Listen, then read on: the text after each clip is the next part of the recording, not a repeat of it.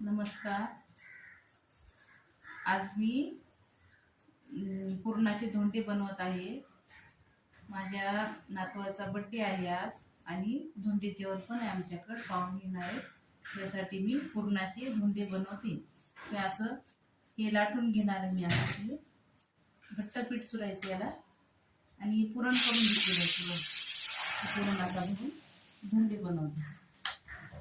हे असं लाटून पोळी घेतली आणि या झाकणानं किंवा वाटीनं कसं काढायचं, असं असे थोडे काठ दाबायचे आणि याच्यात पुरण भरायचं.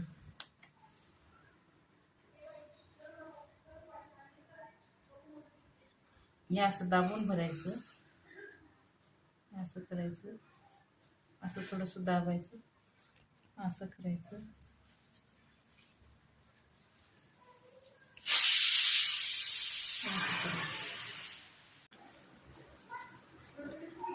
हे बघा, पुरणाचे धोंडे असे तळून घेतलेले आहेत.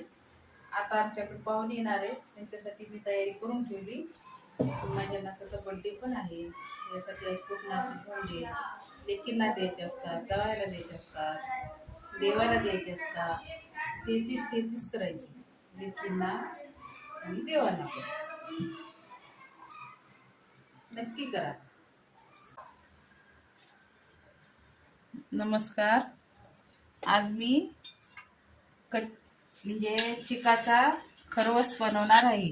हे गाईचं दूध आहे, चिकाचं, म्हणजे पहिल्या दिवसाचं दूध असते ते गाय विल्यावर, ते दूध आहे हे घट्ट. याच्यापासून खरवस बनवत असतात, छान लागते. आणि हे अर्धा लिटर दूध आहे. हे अर्धा लिटर दूध आहे, त्याच्यात पावशेर आपलं कच्चं दुसरं दूध टाकते मी म्हशीचं. हे दोन्ही मिक्स करून याच्यात एक गुळ टाकते. ही खिसलेला गुळ आहे, अर्धी वाटी गुळ. आणि विलायची पावडर. मी गॅसवर ठेवलेला आहे मी.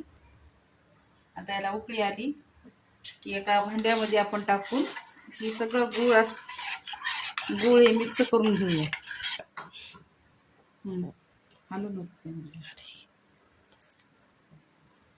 हे आता गुळ टाकला, गुळ सगळा विरघळलेला आहे. आता हे आपण याचं ढोकळ्याचं पात्र आहे, मी त्याच्यात टाकते. तुम्ही कुकरच्या डब्यात पण टाकू शकता.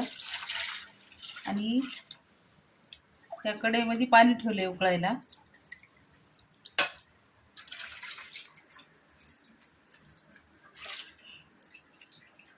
आता याला झाकून ठेवू 20 मिनिटासाठी.